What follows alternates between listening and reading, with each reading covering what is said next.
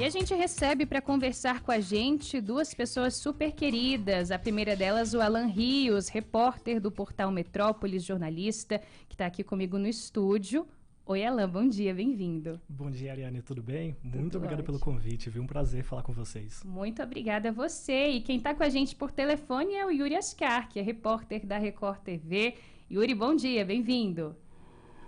Bom dia, Ariane. Bom dia, Alan. Prazer estar aí com vocês hoje. Coisa boa.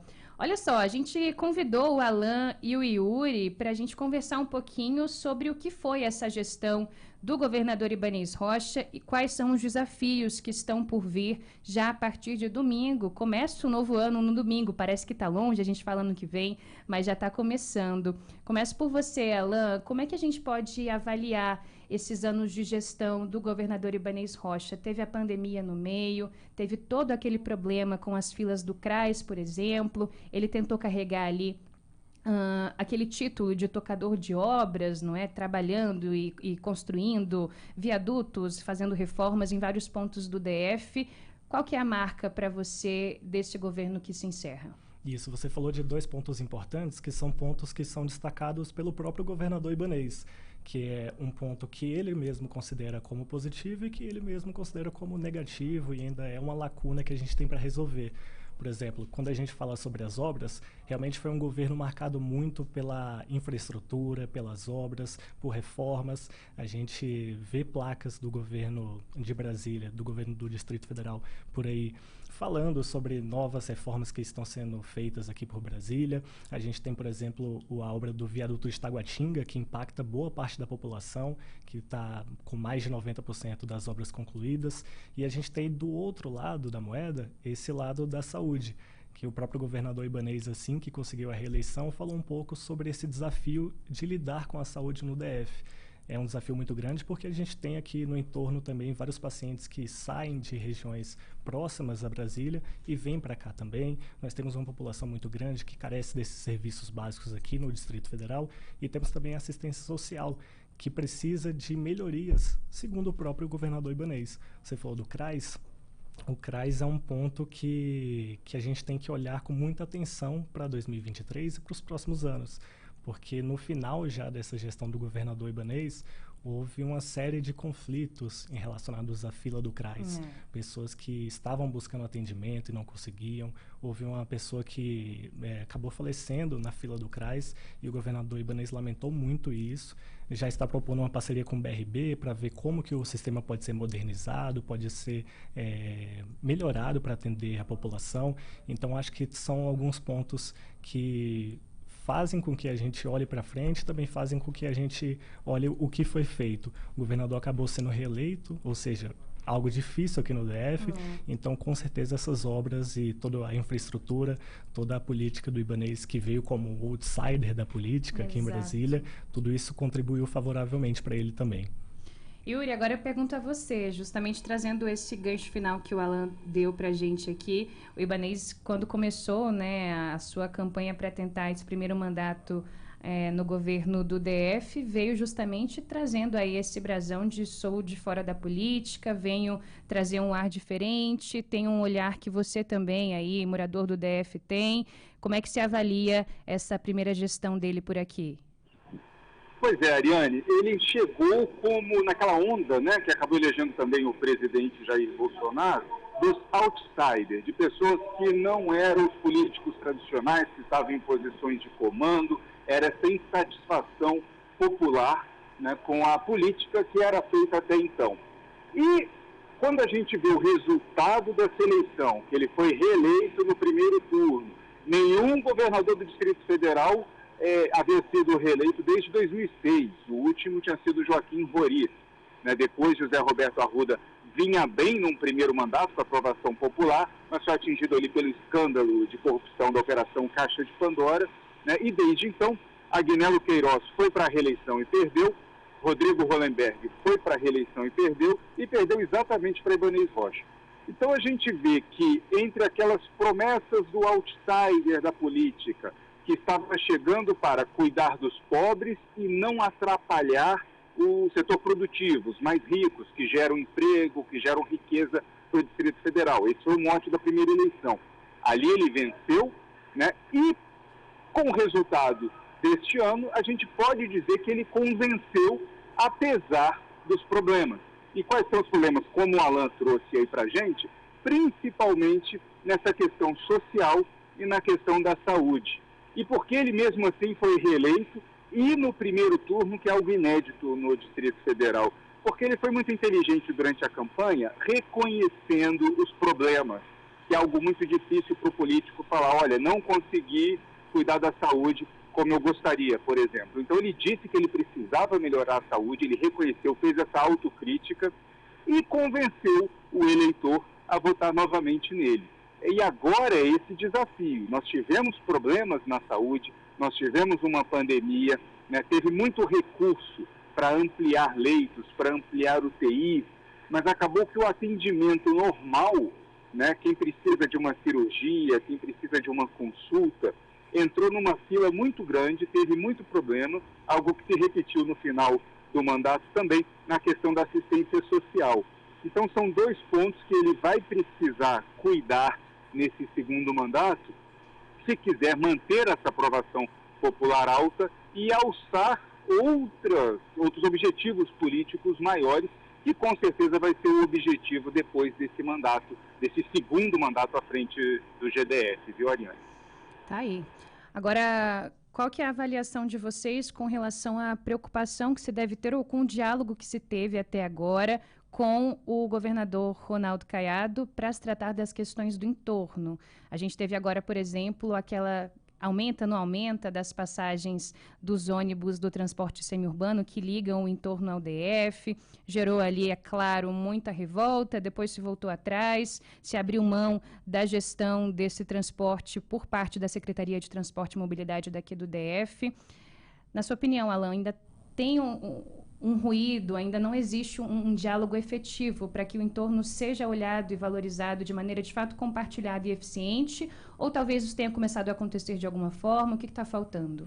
Então, o que a população relata muito para a gente, Ariane, é que a população do entorno, é que realmente há uma falta de cuidado com quem mora nas regiões do entorno do DF. Há uma falta de melhorias de serviços públicos que dá uma sensação de toma lá da cá, como se a população que mora, por exemplo, em Valparaíso de Goiás e Lusiânia e a população que mora em outras cidades do entorno fosse desassistida tanto pelo governo de Goiás quanto pelo governo do DF. Essa sensação, ela já é histórica no DF, não é uma coisa de um governo ou outro, ela já acontece há muito tempo entre o DF e Goiás, e quando a gente fala sobre o governador Caiado e o governador Ibanez, eles já tiveram algumas rixas no passado que foram até maiores do que a rixa de agora, que foi provocada entre esses ruídos em relação ao serviço de transporte público. No caso do Lázaro, por exemplo, houve uma troca de acusações bem fortes, uma troca de acusação bem forte entre eles, e depois tudo foi resolvido, porque o perfil de ambos, o perfil tanto do Caiado quanto do Ibanez, é um perfil de diálogo político muito forte. Então, eles sabem dialogar politicamente, eles sabem trazer as soluções propostas. Tanto é que depois daquele caso Lázaro, houve diálogo de forma tranquila entre os dois. Agora, isso precisa acontecer de forma mais efetiva, que se transpareça na população. A população precisa sentir que esse diálogo ele está sendo transformado em boas ações, tanto para transporte, quanto para saúde, quanto para geração de emprego. Nós temos muitas pessoas que moram nas regiões do entorno do DF e trabalham aqui no DF. Aí elas pagam passagens caras, quando precisam de algum serviço de saúde, elas acabam vindo para o hospital de base, o HRT, alguns outros hospitais daqui também. Então, é preciso que esse diálogo se transforme em ações concretas para eles, com certeza. Tá aí.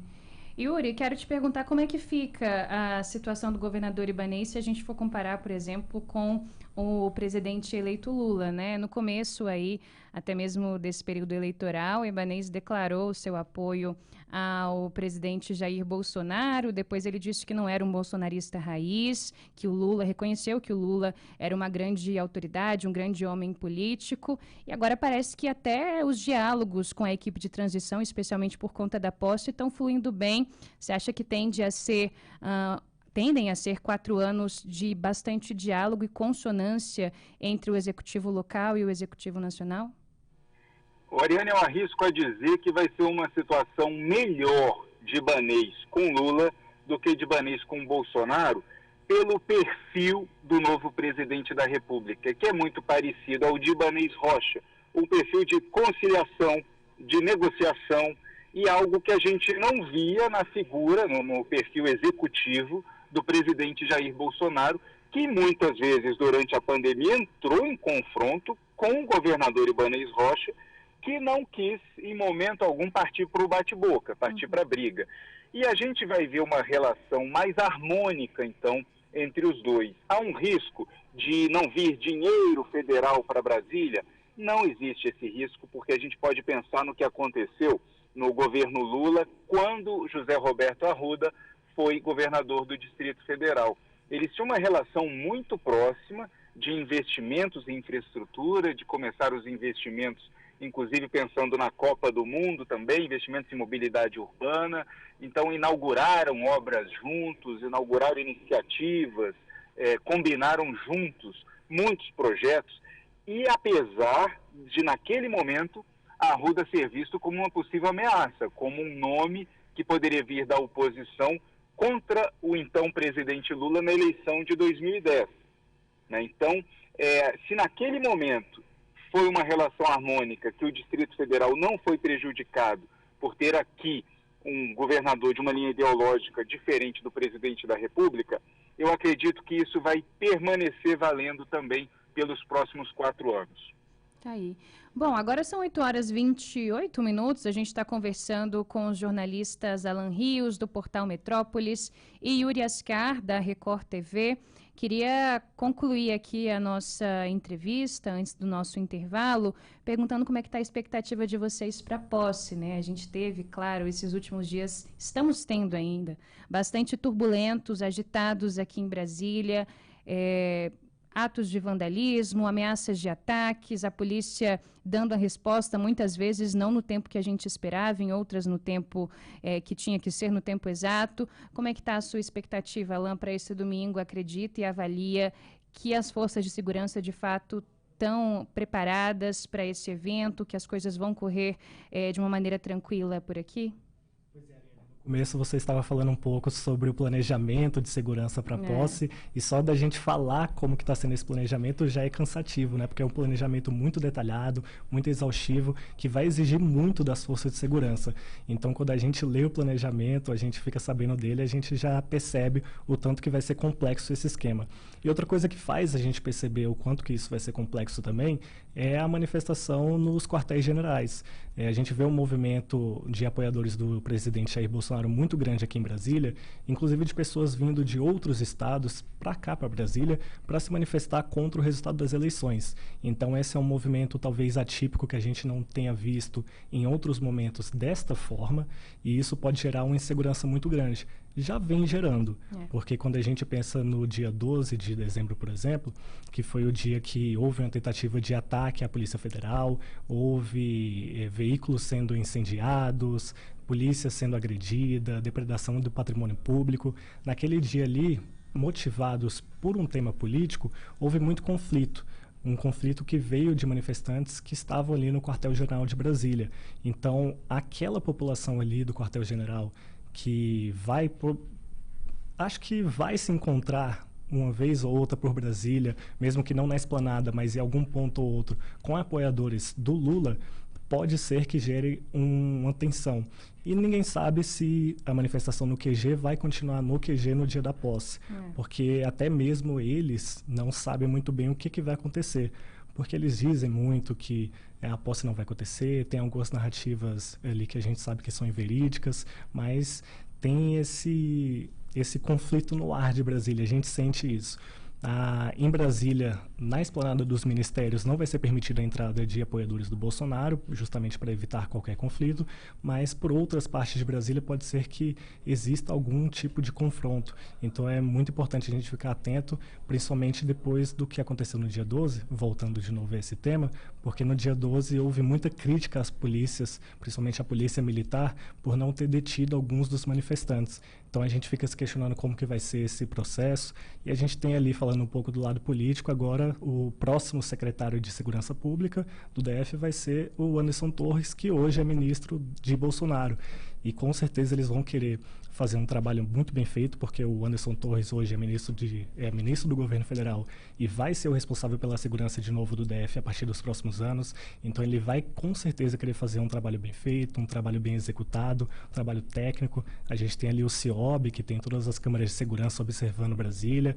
Então, com certeza é um dia para a gente ficar muito atento a todas as movimentações.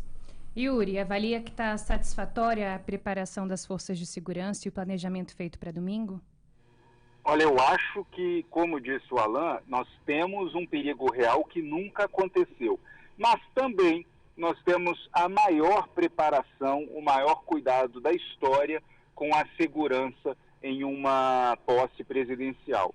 Então, a expectativa é de que possa até haver movimentos de oposição tentando impedir a posse do presidente eleito, Luiz Inácio Lula da Silva, mas as forças de segurança estão esperando por isso, estão preparadas, estão monitorando esses grupos, né? E inclusive a promessa do secretário de Segurança Pública é de que vai ser coibido qualquer tipo de ato, de manifestação contra o presidente eleito na esplanada, exatamente para evitar animosidade, evitar briga ali. Então, quem quiser fazer uma manifestação contrária à posse do presidente Lula vai ser colocado em outro local, como a gente viu acontecendo no 7 de setembro. Quem estava contra o presidente Jair Bolsonaro não ficava na esplanada dos ministérios, não participava daquela festa, para isolar os dois grupos. Nós temos uma preocupação extra com a situação da bomba, que é uma investigação de terrorismo, né?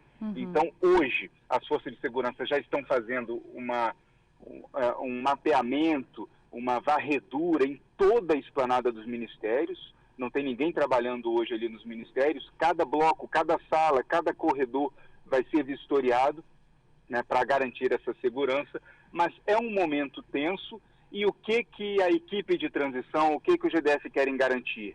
Que ninguém precise ter medo de participar da festa, de participar da cerimônia. Podem ir, que a segurança está garantida. Inclusive, por parte da equipe de transição do futuro presidente Lula, o que acontece? Eles querem que a população, que os apoiadores apareçam, que não tenham medo de ir, porque eles consideram que esse medo seria uma vitória do adversário, que quer trazer esse medo, quer esvaziar a festa. E por isso o presidente Lula, inclusive, não quer usar carro blindado, carro fechado, não quer colocar um colete à prova de bala, exatamente para não demonstrar esse medo e demonstrar confiança no esquema de segurança que foi montado para a posse.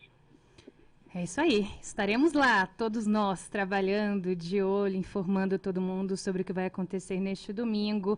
Agora são 8h34. Quero agradecer muitíssimo a participação de vocês dois. Certamente enriqueceu muito aqui nossa reflexão sobre o que está por vir, os desafios do governador. Também esse domingo, que será certamente um domingo histórico aqui no nosso país. Alan, acompanho e admiro muito seu trabalho. Muito obrigada por ter aceitado o convite. Um bom dia e um bom ano para você também. Que seja um ano novo cheio de boas notícias e muito trabalho. Para você também, Ariane. Bom te acompanhar desde a época da faculdade. Bom te ver por lá e depois brilhando na nossa carreira. Muito obrigado pelo convite. E Yuri, sempre muito bom falar com você. Yuri, obrigada. O Yuri sabe que eu sou fã desde sempre. É uma referência para mim na TV, na cobertura política. Muito obrigada pelo convite. Um excelente ano para você também. Muito obrigado, Ariane. Eu que sou fã seu e do Alan também, dois jovens talentos do jornalismo brasileiro que ainda vão trazer muita alegria para o jornalismo, muita informação precisa para todos os ouvintes, telespectadores, leitores. Foi um privilégio conversar com vocês hoje. Feliz ano novo para vocês e para todos os ouvintes. É isso aí. Valeu, meninos. Agora são 8h35, gente. Hora de um rápido intervalo por aqui. Na volta tem muito mais.